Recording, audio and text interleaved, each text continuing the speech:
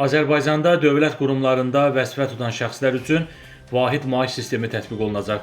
Təhsil zamanı xəbər verir ki, Bakpostazın əldə etdiyi məlumata görə yeni sistemin tətbiqi müxtəlif dövlət orqanları, nazirlik, komitə və sairdə çalışan vəzifəli şəxslərin maaşları arasında qeyri-bərabərliyin aradan qaldırılması, effektiv idarəetmə və bacarıqlı kadrların irəli çəkilməsinin təşviq edilməsidir. Qeyd olunur ki, ayrı-ayrı nazirliklərdə nazir müavini, aparat rəhbəri, şöbə müdiri və sair vəzifələr tutan şəxslərin maaşları arasında kəskin fərqlər mövcuddur.